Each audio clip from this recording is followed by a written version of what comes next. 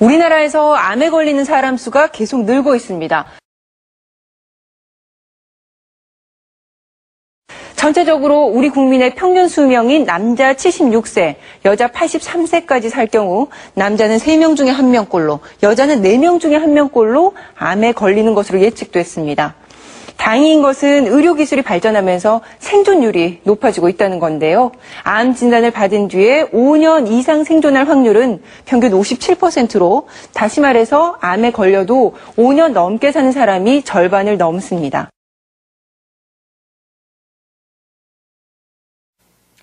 우리나라 성인 3명 중 1명은 평생에 한 번 암에 걸릴 가능성이 있다고 합니다. 누구나 예외일 수 없는 암, 어떻게 대비하고 계십니까? 최재형 기자입니다. 입시학원에서 중학생을 가르치는 이만우 씨에게 지난 2007년은 악몽이었습니다. 이 씨는 위암, 아내는 갑상선암 선고를 받았습니다. 암이라는 막연한 공포와 두려움도 컸지만 치료비와 생활비도 적잖은 부담이었습니다. 하지만 다행히 가입해둔 암보험 덕에 경제적 부담을 덜었고 치료를 무사히 마칠 수 있었습니다. 수술비가 문제가 아니라 완쾌되는 과정에서 일을 못 하잖아요. 그 생활비도 들어가잖아요. 운이 좋았죠. 보험을 들어놓은 게 사실은. 보험 안 들었으면 좀 충격이 컸겠죠.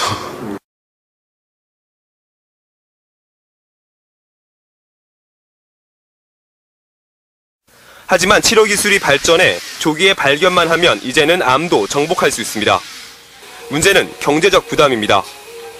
암 치료에 들어가는 비용은 평균 2,947만 원, 한국인에게 가장 흔한 위암의 경우 평균 7천만 원이 넘게 듭니다.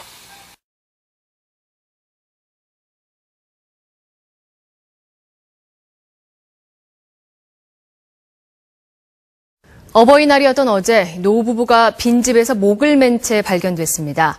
지병을 앓고 있던 부부가 더 이상 부담을 안길 수 없다며 아들 내외와 손자들을 여행 보낸 뒤 가슴 아픈 선택을 한 겁니다. 이남호 기자입니다.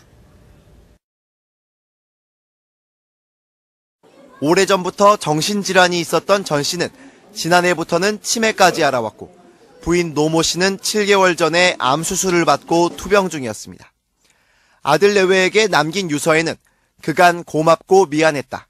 짐이 될까 두려워 세상을 떠난다고 적혀 있었고 친척들에게도 우리 자식들 고생했는데 잘 도와주라는 글을 남겼습니다.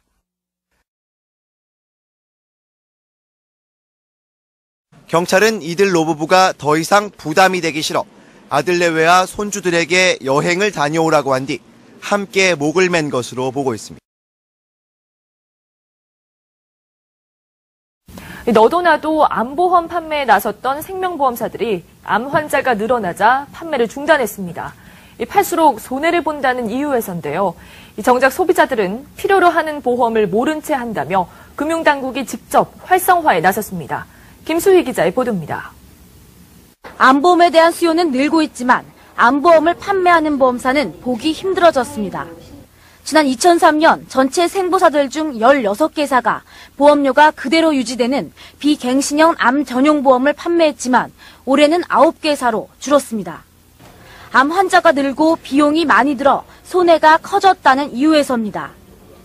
그나마 파는 곳도 보험료가 비싸거나 가입 조건이 까다로운 상품이 대부분입니다.